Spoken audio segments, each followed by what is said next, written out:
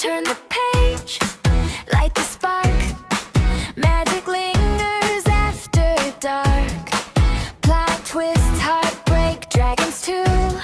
Book club chaos coming through. Spoilers fly and curses sweep. Grab your favorite fantasy ship. Nikki and Justine are here. Your new book besties in your ear. Welcome to the Uncensored Authentic Book Club podcast, where the stories are magical and the opinions are unhinged. Welcome to the Uncensored Authentic Book Club podcast. We are your hosts, Justine and Nikki. yes, Yay. we are just two girls who love books and honestly love talking even more, especially about those books. So if you're someone who gets way too invested in fictional characters, has strong opinions about plot twists, or just loves a good book chat, you are in the right place. Welcome, friends. We are so excited to book club with you today. But before we dive in, just a quick heads up, and this is your official warning, there will be spoilers. We talk about the entire plot of books in this podcast. And there also will be some language because uncensored. Of course. So consider yourselves warned. Let's get into it. Nikki, you're going to take this book. Are you excited? I am actually so excited because Me I too. unfortunately forgot a lot that happened in this book. Like, so it Same. was like for me to reread it, I was like reading it for the first time, which I absolutely love. The first thing I am going to say, though, before we even start into this, I know we talked about this last episode about the ages of all these sage kids. Okay. Yeah. So I will no longer be justifying any of Gideon's actions to him being young because we find out Tristan is 29. Okay. We knew that. Great. Evie turns 24 in this book. Okay. And Lissa is 10. So when everything went down between the mom and Gideon and everything like that, Lissa will say is like 0 to 1. Evie was probably like 14. And we know Mhm. Gideon is older. So he's probably like 16 to 18 at this point. Yeah. So 5 years he lost his memory. Okay, so he's 21 to 23 and then doesn't come back. No. I'm sorry. We're no longer justifying his We're no actions in longer that. justifying Gideon's actions. Thank you for coming to No. our TED Talk. I was like so peeved when I found out that she was 24 and I was trying to do the math and I was like, excuse me? What the actual fuck? I also I don't think I realized that she was 24 and Tristan is 29. Yeah, they're 5 years apart. I feel like that's a big age It's- gap. Yeah, I mean, in fantasy books, it's either like the Which is 18-year-old not- and like the 500-year-old, 100-year-old. which you're just like, whatever. And then, or they're like the same age, like 17, 18, or this like, I'm like- 30, 32. Like, but this is like a I'm like, 5-year that's an age gap. As soon as I Yeah. said that, I was like, Justine, Feyre is literally like 19 in the first book, and Rhysand is like 500. 530 something, bitch, yeah. Shut up. I take it back. Yeah, but it is weird though. Like, you don't see a It seems a 5-year little age strange, gap yeah. with, and Yeah. like, and with the huge age gaps, like the 500-year age gap, they're like immortal basically. Right. So it doesn't We count. don't really. I mean, these people have magic, but there's nothing. They're not They're fae. not immortal. So like, I don't think they're immortal. So Yeah. it is a weird kind of age gap. Also, I is. want to let you guys know that before we jump into this, this is multiple POV. So we have Evie, the villain. We have Kingsley. We have Gideon, Claire, Becky, and Blade. So if it feels like I'm jumping around, it's because 'cause that's she how is. it's written. Yes. So you feel like you're getting really into like someone's story, and then all of a sudden it's like back at the manor or like over here, and it's like, son of a bitch. I get it. It's all happening at the same time, and different people and different characters are doing different things, but it's quite annoying. Very annoying. Anyway, let's go ahead, jump into it. We are going to be discussing the first 30 chapters of Accomplice to the Villain. And as always, it does start off with an epilogue. So in this epilogue, the villain apparently sends a raven to Evie at some point in her work employment. I'm confused by this epilogue, but it's so confused as to when this epilogue takes place. I literally thought it was 2 weeks before everything like went down, and then I read the first sentence again and it said a month working for the villain, and I was like, oh, but then things happen. He's like, oh, I got to keep my magic controlled, and I'm like, when was your magic not controlled before this whole thing went down in the last book? So like, Yeah. I'm confused as all hell. It doesn't matter. We're here for the vibes. So the villain apparently sent a raven out to Evie to like show up super early in the morning. And she's like, "Ugh, fine, I'll go." So she gets there and he's like, I never sent that. And she's like, yes, you did. And he's like, must have been me sleepwalking or something because I don't remember. Dismiss Wasn't it. me. But during this whole time, they're like talking in one of the areas of the manor. And the roof collapse, right? So of course the villain saves her, protects her with her body and magic, all the fun stuff. And they're like, oh, it must have been like rusty screws or something. Turns out the screws were fine. No rusty screws. And then we get into the story. So I don't know. We'll talk about it later, but that's what we get into the story. So 2 weeks later, I guess after Apprentice to the Villain has ended, this is 2 weeks later, we get Kingsley's, he's the first one up. So Kingsley's mourning him being a man, but he's also loved being a frog, right? So he has no pressure to be the perfect prince that everyone wanted him to be, or, you know, he doesn't have to charm his way out of things or, you know, have that stigma on him. And he does love looking over his friends, you know, and spying on them and creating his little dialogue in his head and his signs Being to just communicate. A complete nuisance. Yes, which we do love. Okay? Love him. We I do have- love. To be clear, if this book was Tristan's point of view, Evie's point of view, and Kingsley's point of view, I'd be fine. Like, I'm cool with those three. Kingsley is hilarious to Yeah, me. Kingsley's inner monologue is kind of funny, and I do like Kingsley's because he's still watching over the whole plot and still moves Yes. the plot forward. He can like see everything, and it Yeah. like kind of adds in. Yep. Yes. So during this entire book, you'll find a recurring theme of the villain wanting to stay away from Evie due to his magic always coming out, it being uncontrollable, and he basically just wants to protect her. Okay. However, I do find it interesting that he does spy on her. Right. He's putting his ear against doors to listen to her. He's creeping around corners to catch a glimpse of her while all trying to keep away from her. So we find out that she now has a new office away from him with with her white desk and everything. It's like in its own little, I'm going to say alcove little area. And it's far away from him. He is really trying to put distance between them while also secretly yearning for her. Okay. He is surprisingly great with Lissa. We've all said this before. He calls her little villain. It's so cute. It is so cute. He agrees to tea parties with her, which I think is so cute. And he's just yearning for Evie. He kept the scarf from the first time. He calls her little tornado, has a little nightlight. Like, it is just the cutest thing in the world. And at one of these tea parties, and I think this is the funniest thing ever, is he gives her like a list of like acts on how to be a villain. Like a checklist. Yes. And she keeps it and she like uses it when she like gets into trouble with other people. She's like, rule 3 of villainy. Like, it's the cutest thing in the world. I love that. He's really trying to stay away from her because of the destiny monster. I'm going to call it a monster, even though I think it's the plant. No, it is a destiny monster. Yeah, you're right. Right. Yeah, it's a destiny monster. Evie is your downfall and she your undoing, right? So that is just like a whole stickler throughout this entire book, basically, with him. That anytime they start to get close or anything like that, he's like, nope, I can't do this. The destiny monsters, you know, all of that fun stuff. Yep. However, we know our girl Evie, she is stubborn. And she is determined to show the villain that he doesn't scare her, or nor does he get to push her away, right? She teases him with things and she knows it'll get under his skin, like the blood on her hands. He's like, where the hell did that come from? And she's like, oh, I had a meeting. Don't worry about it. She takes his handkerchief, wipes the blood off, and he's like, uh-huh, you had a meeting with who? What's going on? You know what I mean? So He's she is definitely really attracted to that too. Like, oh my God, he loves it. He plays Yeah. into it so he hardcore. loves it so much. The fact He that plays she's into like, it. oh, no worries. It's just blood on my hands. Well, it turns out she went to the East Slums, okay, to follow a lead on the storybook prophecy, because there are 4 parts to this prophecy. As of now, they only know 3. So she's like, I want to go see if they had the, you know, the 4th one, so that we can fulfill the prophecy before King Benedict, so that he doesn't gain all power and restore the land, right? One thing I will note in this too, she finds his magic, like when it goes out of control and anything like that, comforting, and it's like home. Okay, which I think It's so sweet. And she's struggling with her feelings. And Yeah. you have to remember, Nora came back, right?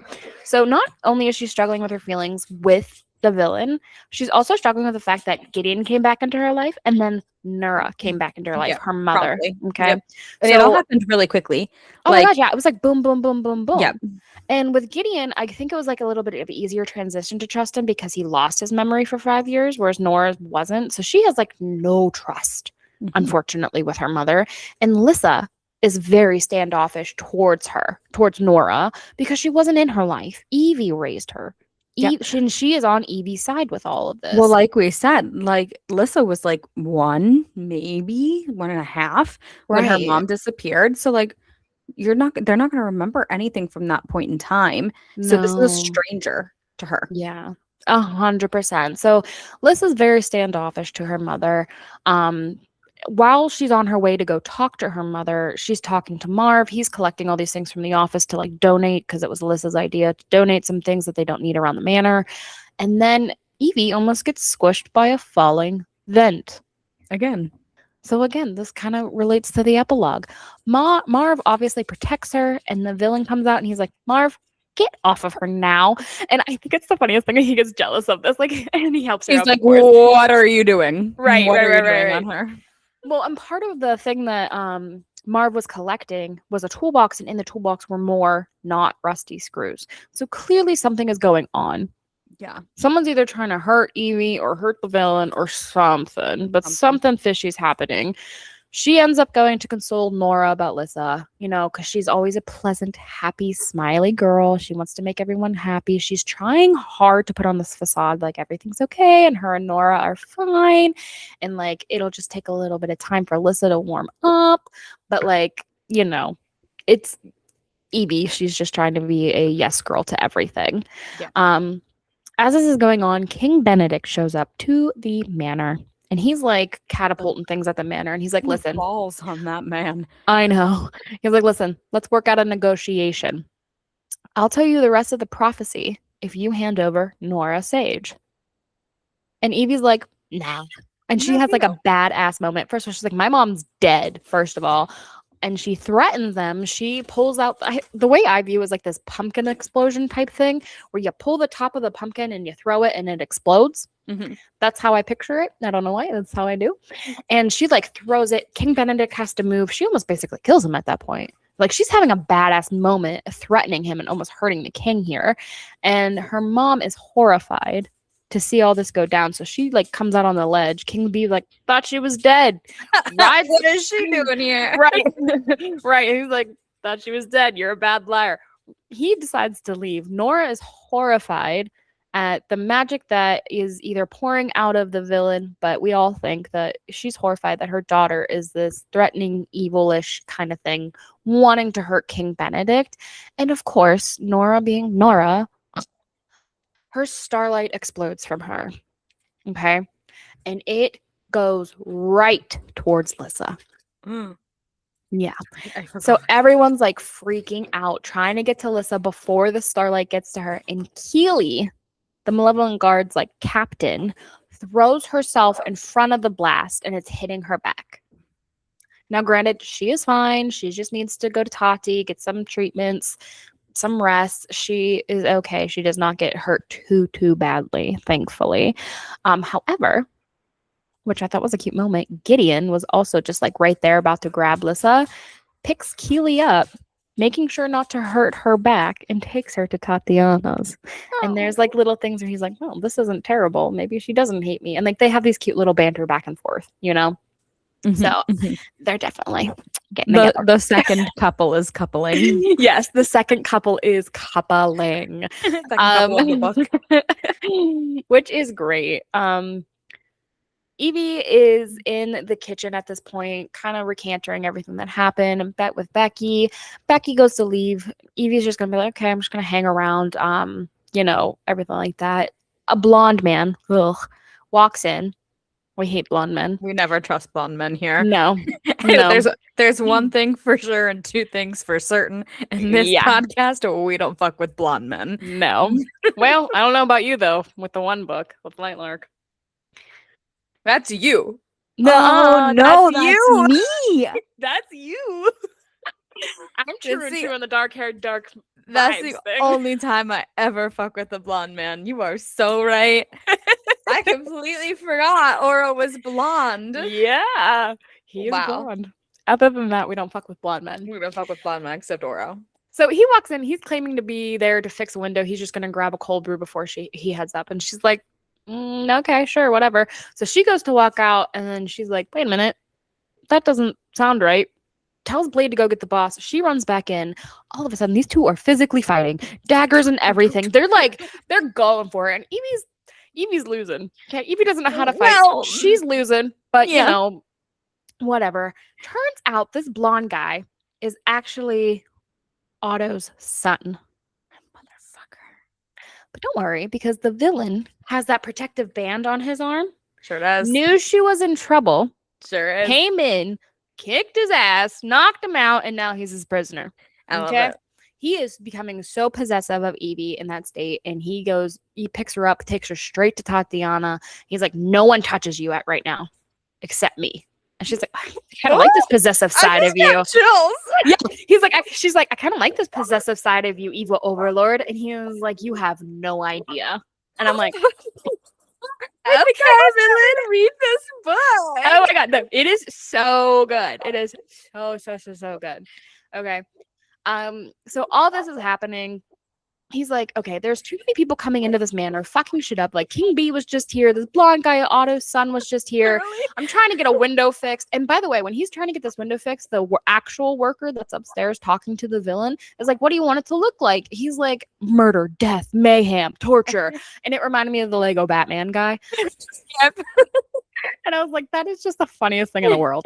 He's like, "I don't care what it looks like. As long as it's murder, torture, death." And I'm like, okay, buddy. Calm down. Calm it down for a second. Calm it down. We get it. You're the villain. So uncharacteristically, like the villain, though, he decides too much shit's going on. We need to like regroup. I'm calling a meeting, which he hates. He's like, "I never wanted to have meetings. I'm not like this kind of person that wants to socialize with everybody." Like we need something though to like. And I agree with him on this point because everything's just going crazy. At this point, looking at the stats, I think this is a good idea. I think Right. we need to convene. regroup for Yeah. sure. So he divides the tasks up amongst them to handle. They want to get the Guarv they have to settle down. They want to get the female one back. They give that to Keely and Gideon. The stained glass window has the storybook prophecy etched into it. Yes. So their guess is while they were fixing the window upstairs, they realized that the stained glass has words in it, etched into it. Okay. So Evie's favorite window in the kitchen that she loves has the storybook prophecy possibly written on it. So they're going to take it apart, rearrange it, let the sun hit it, and read it and see. Okay. So they go all about that. He divides up the tasks. This is what we're doing. This is how we're doing it. Okay, great. Kingsley is having more trouble in this book about being human instead of frog. So he's having these absent times where he just completely blanks and he's just a frog and no longer conscious as Alexander. And it's happened a couple of times before and he has not told Tristan about it. And Tristan at this point kind of has like an inkling. He's yeah, like, that something's something's going on. off. Yeah. He's like, something's off with you, Kingsley. Like, what's going on? And Kingsley's like, I'm fine. He's like, all right, because you would tell me, right? And he's like, yeah, I would tell you. And he's like, all right, like, okay, I'll believe you. I'll trust you, whatever. At this point, all of a sudden, okay, Edwin, our little ogre cook, our little sweet little baby boy, is tied up and gagged and locked in the cabinet. How did he get there? I forgot that would happen. Yeah, another person that's not Otto's son, because he's taken prisoner. Someone else. We need a better patrol of Massacre Yes. Manor. How are these people getting into the manor? So we remember the manor is starting. The magic around it is starting to fade, and they have the thorny grove to like around it to like protect to keep it, people but out. I Apparently, don't it's not think working. Exactly. So somehow someone gets in, right? Ties him up, and Evie gets to try her hand at torturing Otto's son. Now, in the beginning of this, Okay. She was more of a like an apprentice. She was just going to sit back and watch, the villain do it, take notes kind of thing, whatever, what have you. However, she kind of commandeers it. Okay. And she's like, no, that's not going to happen. I'm going to get the answers that I want to do. Okay. However, when she's doing that, all of a sudden, she remembers that Otto's son was there to take apart her window. And that's how they get to her window in the kitchen to take apart to get the storybook prophecy. Okay. Because she got hit in the head during their scuffle. I mean, she got hit a couple times. I'm not going to lie. Evie's having a rough time at it here. Evie really needs some training advice or something. Like, she tries her best, but she needs, she needs some help. Okay. She needs some assistance. And during this torture session, he is just amazed and in awe of Evie taking over, and he's like letting her do what she wants to do. And he's like, Tristan is not Otto's son. No, Otto's like crying. He's like scared for his life over here. Rightfully so. But like, she is not repulsed by the torture. She doesn't flee. She's not afraid of him or anything that's happening. She honestly accepts the villain as he is. And he's like, oh shit, I kind of thought this would like scare you off or whatever, and it didn't. Like, because again, he was like, oh, we're gonna take you. You'll see. Right, and then she's like, oh, that's fun. I love this. And he's like fun. And to be honest, her way of torturing isn't like, it's so funny because like it's like a good cop, bad cop type of thing, where like he's like, I'm gonna punch you in the face, and he does, and he's like, tell me where it is, and then she's like, could you maybe please tell me where it is, or else I'm gonna take this dagger and just like it's like psychotic sweet, you know what I mean? So like people are like, what the fuck, the sweet innocent angel over here is threatening me. I'm a little scared. It works for her. She might be crazy. Right, it works for her. So they're like, oh, okay, like if he told you, remember about the window, let's go get it. They go get it. They start to redesign it in the courtyard for the sun to hit it exactly at that. I remember this. So the villain just happens to pack an outside dinner, and she's like, sir, is this a picnic? And he's like, no, it's an outside dinner with a blanket, food, and a white rose. I believe that is the definition of a picnic there, Tristan. Yeah. A romantic one at that. Oh, yeah. And then, of course, Evie being Evie, she's like trying to tease him and like, get him all flustered and rage bait him. And all of a sudden, she, in her mind, decides to ask at that moment about balancing villainy and his sex life. Why does she come up with this shit? I don't know. Random moments. Like, you're having a nice, sweet moment with your boss, and you go and ruin it by this. And he's like, I don't. And she's like, haven't you ever? And he's like, I don't need to now. And he's like, please take the hint. Like, in his mind, he's like, please take the hint. And he's like, oh, he doesn't need to since her. You know what I mean? So I'm like, so he's not having any relations with anybody else but you, baby girl. So you know what she does? She kisses him. He kisses her back. They're full on like making out at this point. Okay, we're getting there. She confesses her love for him because he deserves to know that someone loves him very much. Stop. Right? Like, that's so cute, but at the same time, so sad. It is. It's like a melancholy. Like, it's like, oh my God, that's adorable. But also like, you're right, he does. My heart. I know. This book honestly ripped out my heart. I know. This book honestly ripped out my heart a little bit. I'm not gonna lie. So they're making out, and in his mind, he's like, the Destiny Monsters, I'm gonna be her downfall. I'm gonna be her downfall. And then he's like, you know what? Fuck off, Destiny Monster. Yes. I'm enjoying this moment. Yes. I'm allowing myself this moment with this girl that I do love, but I won't say that I do. And enjoy this moment. That is until his magic goes crazy and wreaks havoc on the courtyard. It scares Fluffy. It's scaring the Guarv downstairs. He's like, oh shit. He backs up from her, takes a few steps back, tries to reel back in his magic. So anytime him and Evie are close quarters, his magic tends to go crazy. So he's like, that was a bad idea. I'm going to go ahead and I'm going to go take care of the Guarv.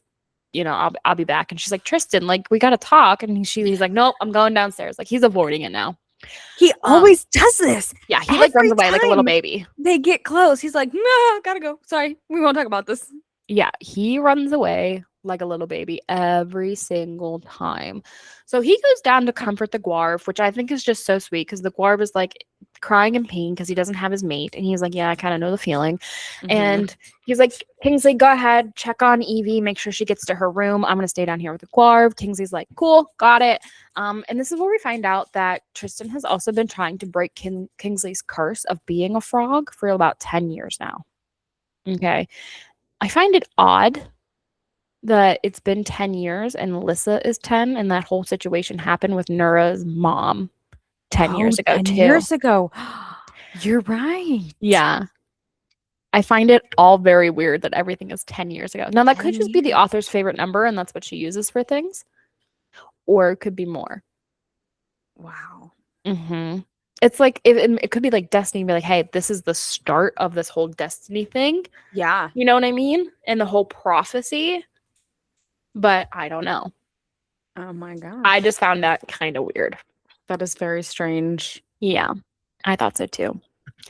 Anyway, while he's staying with the Guarv, Evie's outside. She's putting the rest of the pieces together because she can't sleep after all of that. I mean, Gideon is talking to Keely, okay? And he's like, oh, did you hear about Edwin? And she's like, yeah, that's so sad. And he's like, in his mind, he's like, how did you hear about that? Because the only people that knew were these people. You weren't there. You shouldn't know that. What do you mean? Keely. So he's like now suspicious of Keely being one of the traitors or something like that to like either tie him up or like let Otto's son in or like whatever. But she can't be because she has the ring on her finger that connects her, right? I'm not entirely sure Gideon knows about that.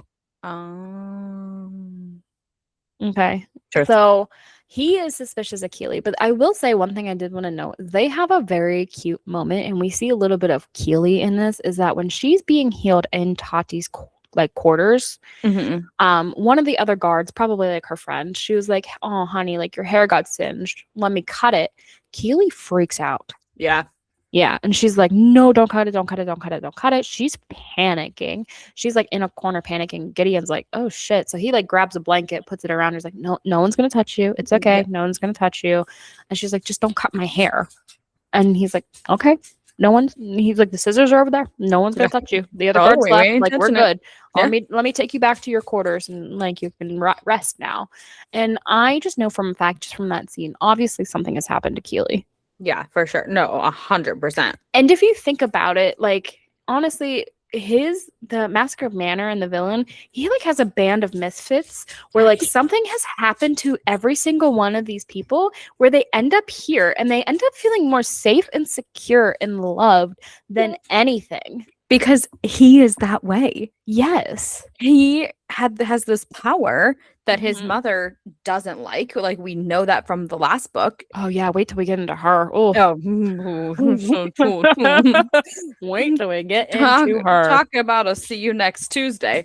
But we know that he's a misfit. He never belonged, and he was shipped off to live with Benedict, who tortured him and told him that his power was nothing but evil and like made him out to be this huge villain, which turned him into this. And he just collects little misfits. Blade escaped from the Gleaming Palace as well. His dad is like, a councilman, a councilman for the king, and Becky's a Fortis heir, and like he just like picks up these little problem children and just takes them back to Massacre Manor with him. And if you think about it, they're all from like big families. Like big families. Or the king. Like, because Griffin and the king are friends, and that's Evie's dad.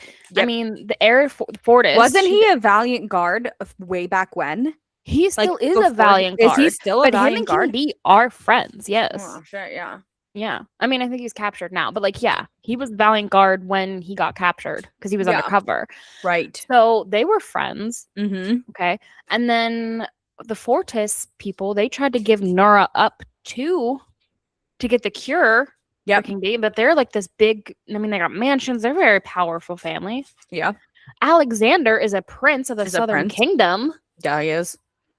You know what I mean? Like, these are Blade is the councilman's son. Yep. Like, these are all big families in this thing that their children are like fuck you. We're done with the way you fucking treated us. Literally, We're going to the village. they're the rebellion. And Literally. I never thought about it that way, but that's Yeah. so true.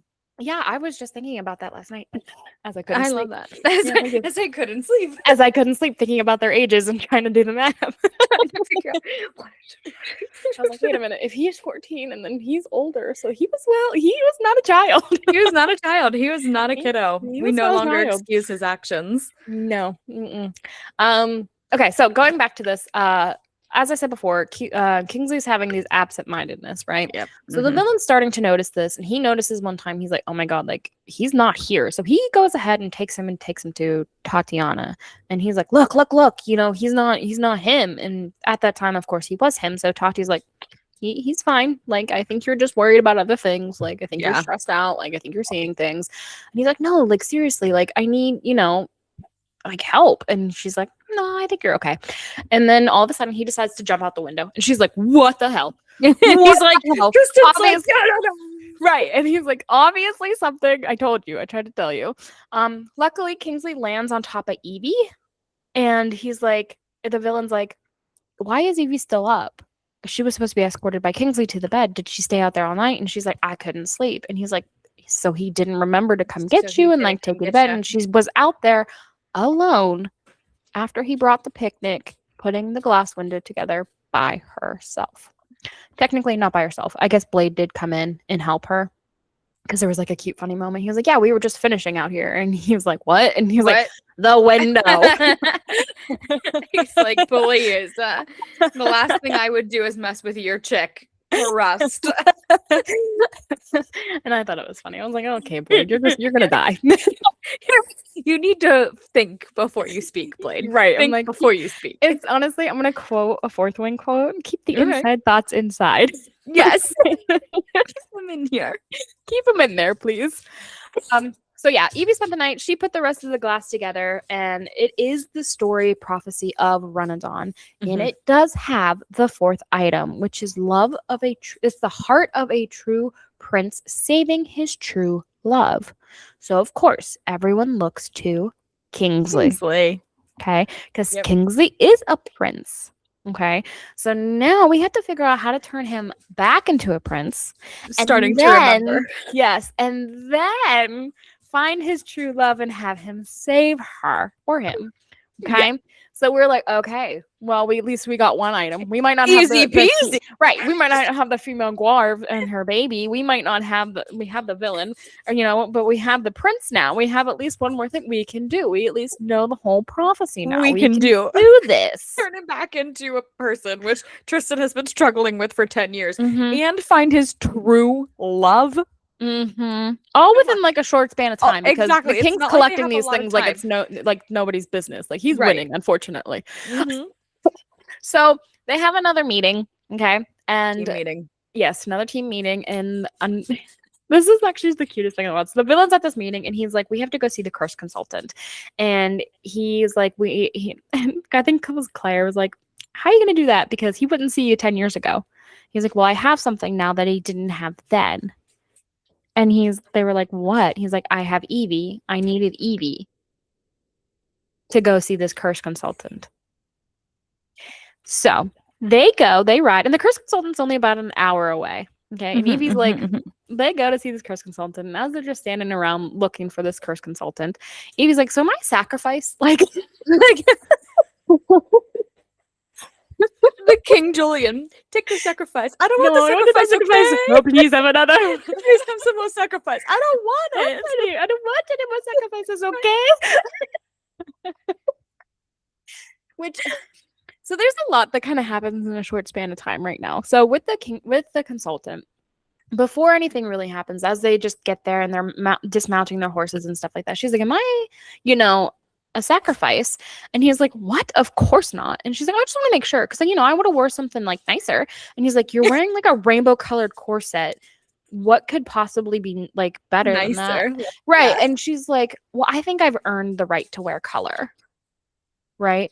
And he's like, shit, that was a wrong thing to say. So like he, I guess, said it in the way of like, you're wearing a lot of color, like almost like it's too much, like she's too much. And she's been told that before, obviously.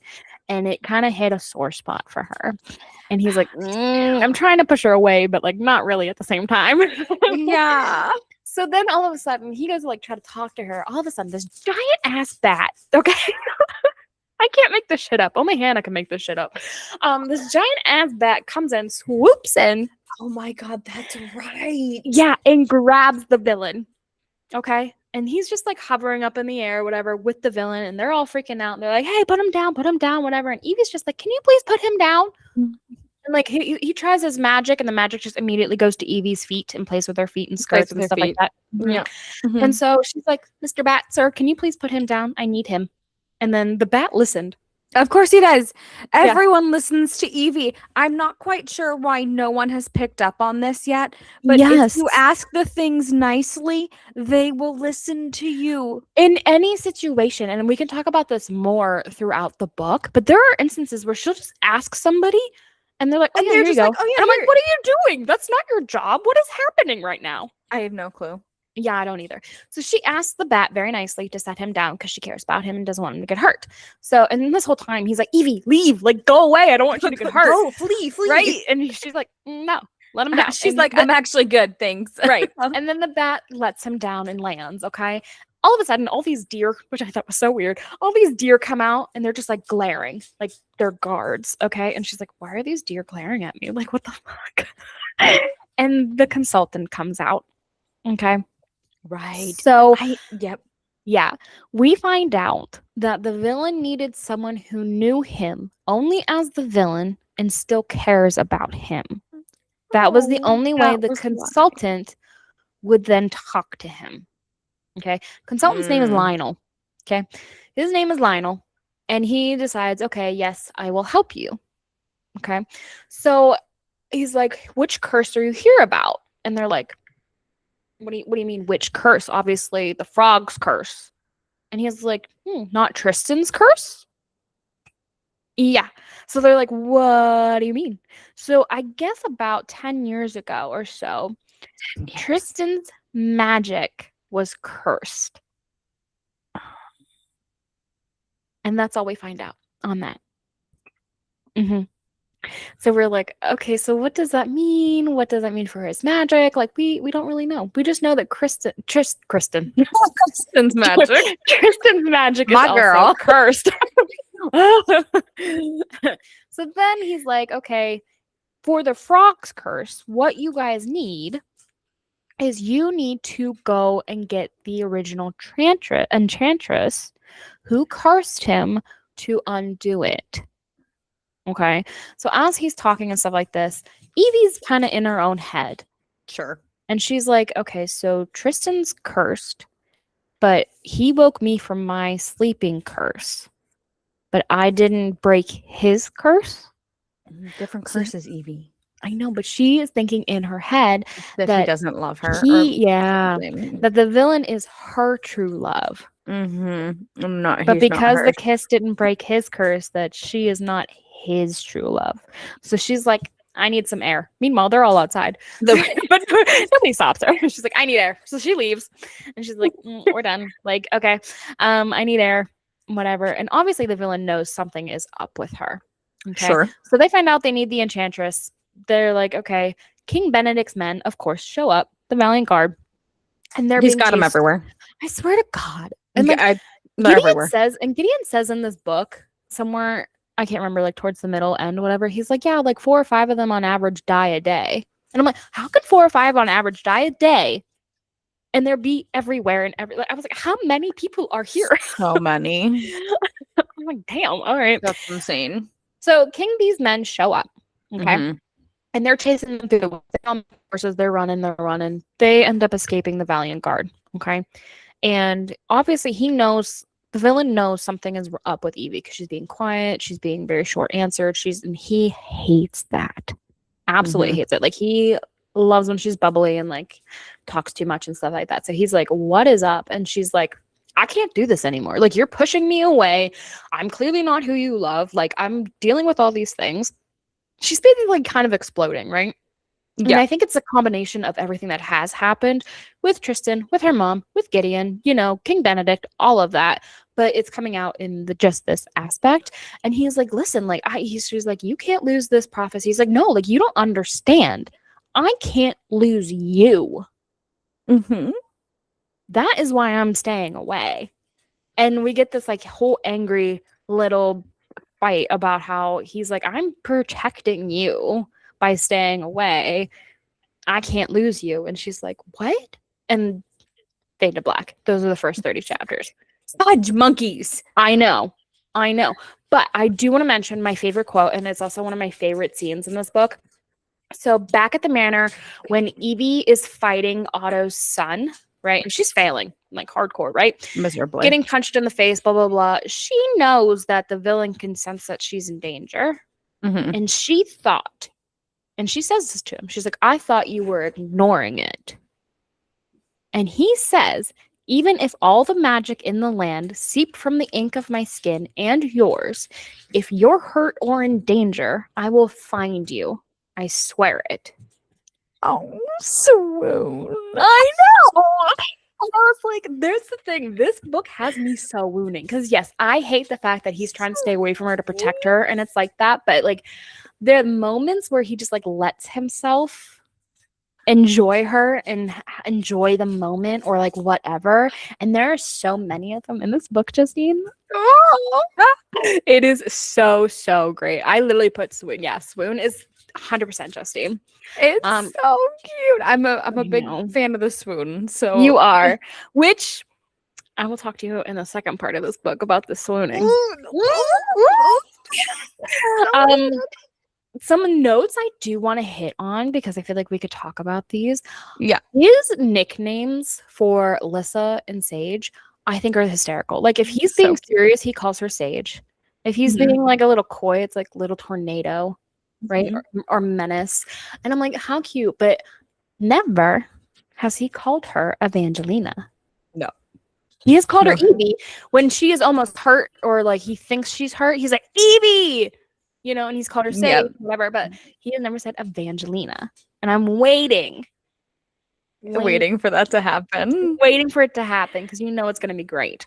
He is still loving her humming, which I find so sweet and so cute because like it's throughout all 3 books where he's like, oh, that should annoy me, but I miss it and I love it. And like he's like a lovesick puppy with how much he's like yearning for her desperately, and he's struggling and trying so hard to stay away from her, and he is failing absolutely miserably.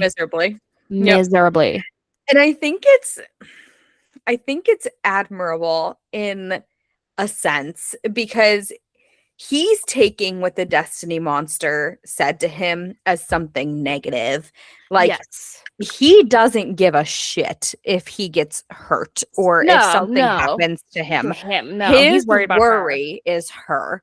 And I think that is very admirable, but at the same time, it's extremely frustrating because if you would just say how you feel, you would figure out that she feels the exact same way. Like, you're just wasting time. She does, and he still doesn't admit it to her. No. So why? You're at this point, you're not protecting her anymore. You're hurting her. Yeah. Because you keep denying this. She's telling you flat out, this is how I feel about you. And even when they're like in this forest near the cursed guy, she says like, clearly I am in love with you and you are not in love with me because like when I kissed you, it didn't break your curse. So like, clearly this is how this is going. And like, still he doesn't say, no, Evie, that's wrong. I am in love with you. Why did you say that, Tristan? Right. All he says is he can't lose her. He can't lose her. But like, why? That could be so vague. You could not be wanting to lose her because you think that you're really good friends, or she does such a great job managing the shit in your office that like you really can't afford to lose her or else everything will blow up. Or she has connections to Nora Sage, so you can't lose her because then what happens with Renadon's story? So it's just, you say what you want to say. Why do you keep just stopping yourself? It drives me up a wall. Well, it drives me up a wall too, because if he just said it, they could actually have a sit down conversation about their feelings, and he could be like, Yeah. listen, I do love you. I just don't think at this time it's a great idea for us to be together because my magic is unhinged and I want to protect you. Or I feel like Evie would then be like, you know what?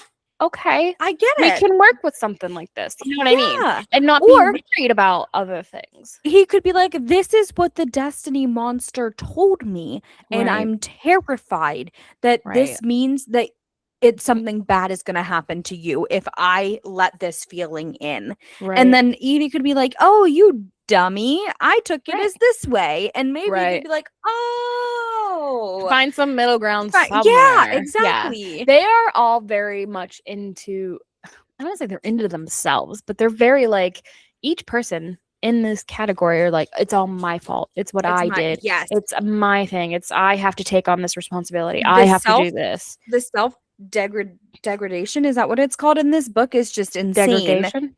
Sure. Sure. I'm not a literature analyst. I just like to read for the vibes. Yeah. No, But the I way call they it self get pity. down on themselves. Yes, the self-pity, the self-hate, like Yes. the thinking that they don't deserve anything good. Every single one of these characters. Yeah. Which, to be fair, they don't have great role models to look up to. I mean, their parents fucking They suck. don't. They don't. But like that's why they left. Right. They You're wanted to right. get away from that. Yeah. But I feel like So- years of No, it You does. know, It yeah. it bangs on your self-conscious, and then you start thinking that way, and you think that Right. that's true and everything like that. But okay, go ahead, continue. I'm sorry. Okay, no, you're good. I also want to point out that he smells like cinnamon. Does he? Yeah. So she's like near him or kissing him, and he's like, "Oh yeah, he smells like his cinnamon." And I was like, "Oh, okay." That's So he cute. smells like cinnamon, which is a change from leather and rain. Leather and Lavender. rain and musk and whatever the other fuck tobacco. What I don't know. So cinnamon. I was like, "Oh." I also, like we said before, she loves to rage bait him, and he falls for it every time, and he goes And I along love with it. that. I love it. Oh, there's also a cute little scene in here that I wanted to talk about. So Lissa is in the kitchen and Nora is also there. And Nora's like, "Oh, I was trying to bake this." And Lissa's like, "Oh, well, I don't want to do that with you." And Tristan walks in and he's like, "That's all right. I'll bake with you, Nora." Yeah. And he bakes with Nora. I know. And I was like, he is trying so hard to win Evie over without trying to win Evie over. That was I Like, even though completely Evie and her forgot mom are about not that. great, Great, but still, like he's like, yo, respects her. That's Mistress Sage. You know, Yeah, all the exactly. respect with her. Even when she had her light and her starlight blasted, and she's like, "I'm so sorry, it was all my fault." And he's like, No, it was my fault. You were just reacting to my magic that you shouldn't be able to see in the first place. So it's my Could she fault. see it? You could see it. He's getting more and Nora more unhinged. Nora saw it? Yes. Because he's getting more and more unhinged or chaotic with his magic. His magic is getting more chaotic. Okay, let's So talk now about that. she can see it. Why do you think that is? Do you think it's because of Evie? Do you think it's because Well, I He's- know what it is. okay, but when we were reading this the first time, Yeah.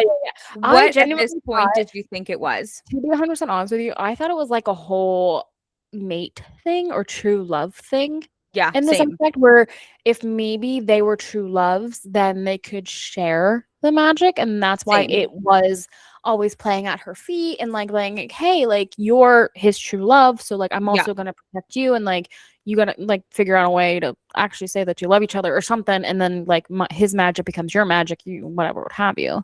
That's what thing. I thought too. I was Yeah. like, the magic is playing at her feet and showing Yeah. itself to her because it knows that Yeah. they are meant. Like it's like They- they're but, like, mated. They destined- have yeah, to be they're like destined to be. destined or Yeah. mated. to- There's yeah. no mates in There's no this mates in book, here, but like in my but head, in my- that's what I was yes, correlating yes, it to. they're Yeah, true loves, I yeah. guess you could say, that they could then have shared That was abilities my or thought something like that. Because process there are too. some books out there that I've read that like, you know how like people mates can like read in each other's Can- minds or like share yep, each yep, other's yep, yep, yep, yep. powers or whatever. So like I was like, okay, Yep. that's kind of what it is. That was my thought process Yeah. behind it too. Yeah. And I thought that when Nora saw that happening on the thing, Yeah. she was like, "Oh shit, my daughter is mated for all intents and purposes Yeah. to the villain. The villain. Even Mhm. though he's sweet and nice and great with me and my kids, it's still something you It's still probably don't want scary. your kids to Yeah, do. yeah, So then yeah. she reacted, and he thinks that because she saw his magic, the death magic, that's why she exploded. Evie thinks it's because she saw her being a little badass with the king and throwing a bomb at his head. Which it so- could have been a mix between Right. the two. It could have. It It's just definitely the could have. stress. Right. I think that Nora's magic is definitely triggered by stressors. Oh yeah, Like 100%. when she explodes, like if she gets too overwhelmed, Yes. Too that's overwhelmed, too hurt, too angry. yes. Evie calls them her bad days. Mhm. So basically, when she was younger, she remembered her mom having I think it was either postpartum depression after having Yes. Lissa Yep. or just normal depression, one or the other, because Evie described it as her mom having good days, but then they'd be followed by bad days. So maybe she's also bipolar. I'm not sure. Right. We It could don't be know. that too. Yeah. Right. We don't know. Something along those lines. Right. Mhm. Because she would have good days and then very bad days. And on the very bad days, something would happen, or, she'd be zoned out and like a shell of herself for a few days and like all of Which that is like stuff. a theme here. Like I feel like Yes. every time someone describes seeing Nora Sage, they Mhm. say she was a shell of a person. Yeah. It was like there was nothing there. There were no lights on, Right. unless she was talking about the starlight magic. And Right. then she was more cognizant. Right. So that's definitely like a theme. Right, which is unfortunate because I have a parent that suffers with depression. So like I do understand how you fit into different roles, especially at different ages. Yeah. And Evie was like, okay, and this is how Evie, I think, became a yes girl and like a smile over everything, because she's like, if I don't make a scene, if I don't cause trouble, if I do what I'm told and asked of and do more than that, Mom will have more good days than she will bad days. That actually makes me want to cry so Yeah. hard, because I feel like that is such like a real life comparison. Yes, 100%. As somebody that like has parents that, might have that depression or anxiety, I feel like they like people reading this could really relate to that. Like if I just do this, maybe they'll be okay. Like, or maybe they'll Yeah. have a good day. Like as Mhm. long as I tiptoe and do this or this, like Mhm. it'll be fine. Everything Yeah. will be fine. Or it's like, oh, if I buy and their favorite snack, maybe that'll cheer them up. And like you start exactly. thinking things like that instead of like, this is like, and I don't say people now don't understand because it has been more awareness around it, but like Mhm. people generally, it's hard to understand a mental illness unless you had it or have unless it. you have it. Yes. And so when you're trying to describe like, hey, like this person's not doing this, it's hard to understand it yourself. And especially as a child, you have no Yes. idea. No. You know what I mean? And You're like, my parent especially just doesn't love me anymore. It's like, exactly. no, your parent is sick. Yes, and they're Yeah. trying to they're trying to do everything that they can, and then they feel like it's their fault that Yes. like if things go wrong or Yeah. whatever the case. Or if you have So like a really good day, you get very, very hopeful that they're out of their yes, that funk, they're and out then all of of a sudden that. they're back into it, and you're like, oh shit. Oh crap, what did I Yeah. do? Was it me? Yeah. And I feel like that is a lot of where Evie's like insecurities and like hiding Yeah. how she actually feels like Yes. stemmed from. And Oh, clearly 100%. that's not Nora's fault. Intention. Yeah. Yes. No. It really shines a light on how kids that grow up with parents who have these like mental illnesses are how that affects them. Yes. Yeah. So that's It's crazy. 100%. Yeah. Yeah. And like the first time I read this, I feel like I didn't get that sense of it. I think the first time I read this, I really, really did read it for the vibes and the romance between Evie and the villain. Yes. And then the second time reading all of these, I'm like, oh my God, there are so many like, It's I'll a call lot them subplots. Yes. Yeah. Where I'm like, oh my gosh, like, yes. Like there's this whole thing with Becky and her smiling, right? And she's like, Yeah. I don't smile because I don't want people to tell me to smile. When I Yep. smile, it'll be real and it'll be genuine. Because I want to. I want to. And she tells this to Lissa. She's like, She says Lissa, the same don't thing, yep. smile until or unless you want to smile. And I remember because she was talking to her, Becky, about that. And because she's like, Evie does it all the time. Yeah. And it drives It's me too much. crazy. Yeah. that she didn't, and that's part of the reason that Becky was so annoyed with Evie Yeah. in the beginning, was because she will just smile to make other people happy Yes. instead of doing what actually makes her happy. And Yeah. I think that it's just the more that I talk about this book, the more that I The love deeper it this really book. goes. Yes. Yeah, I Yep. mean, don't get me wrong. If you want to take it at face value, yes, it's a rom-com. It's amazing still. It's so cute, fantasy, Cute. love stories, great. If you want something deeper and you actually read it to read it and not Read just it. for the value, Yeah. then you definitely get. It's I also call there. them life lessons, maybe. Yeah. I don't know. Yeah. Yeah. Or just I feel like you feel like seen Yeah. or heard. Like for any kid who had to step up yes. when it was too early for them to step Yeah. up, this book will hit home so Yeah. hard. For any Yeah. kid who suffers with feeling like they are not good enough or Yeah. they have been trying all their life to hit something, I feel like this book hits different. For any Mm-hmm. kid who grows up with parents who maybe have a mental illness or dealing with coping with that as a child, witnessing that, you can get something out of this book. So I feel like the more you want to get out of it, the more you're Yes. going to get out of it. And Yeah. that's just, it's such a great series. It really really is. Yeah, I think it is too.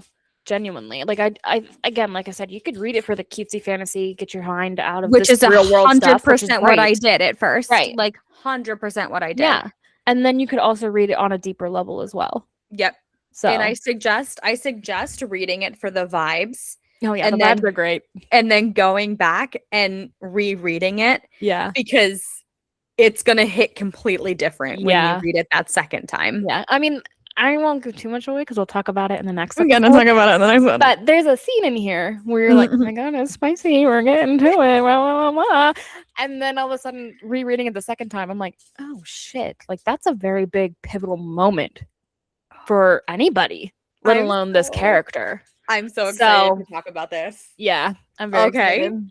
Oh The only my thing I will say that even though there are multiple POVs that kill me, they Yeah. are very short. They are. So it's not like you're The sitting through chapters like are 10, short. 10 pages a chapter, which is kind of nice. Yep. I think Evie is also so much of a better, stronger character than me, because if my mother came back and just decided that she was my mom again after all this time, I think I would punch her in the face. That'd be really hard. I understand Evie's trying to be like nice so that like she doesn't have those bad days anymore and stuff like that, but I still would probably be like, no, don't fucking talk to Alyssa. Yeah. You weren't there. Don't talk to me. You weren't there. You know what I mean? I would. So good for her. Good for her. Good for her. Attempting to reseal that bond between them. You Yeah. know? Mm-hmm. Because I could never. I am you fuck me over, I'm done with you type of person. So, She's a stronger woman than I. yeah. One thing I also want to point out is that Lissa and Edward's bond is so cute. Like them baking together and getting like pink flour and like special like little they're jimmies, but like sprinkles or whatever, you Mhm. know, for the cupcakes and everything. I think it is so sweet. And I think I've said this before. I love how this whole office treats Lissa. Yes. Like they all love her. They just They're sucked her all right in. protective of her. Yeah. Yep. They're like, this is a child that needs to be protected because we weren't protected as children. So we're going to protect her. Yep. And they just love on her and make her feel home and welcomed. And like and it's not just like one or two people. Like Becky does it, Blade And does it, the villain everybody. does it, everybody. Yep. Even if she locks them in the closet together, they still love her. Lissa. We've talked about Evie keeping everything bottled up, so I definitely think she is gonna blow at some point. Like she has Oh, to. Like I has think she's starting to slip on certain things for sure, and Yes. telling people how she feels. And unfortunately, when that happens, it does come out a lot harsher, a lot Mhm. meaner, and Yep, in like because she holds angry it in. waves. Yeah, Yeah. Yep. but it definitely she's definitely gonna blow. I also on that note want to mention that the villain, our love, okay, he knows when Evie smiles are fake and when they are genuine, Yeah. and he absolutely loathes when she fake smiles. Yep. And 100%. And I'm like, that is just amazing that you can tell that from your love. You know what I mean? I mean, Like you're studying her face so often that you know her That you smile know. is fake or Yep. genuine. yep. And I'm here for it. I'm I'm here for all of it. I'm here for everything. I'm especially here for what happens in the next part of this. So if anybody wants to hear what goes on in part 2, come back next week because we're gonna give it to you. Yes. And I'm not prepared either. 'cause And the I- funny thing is that a lot still freaking happens. happens. Yeah.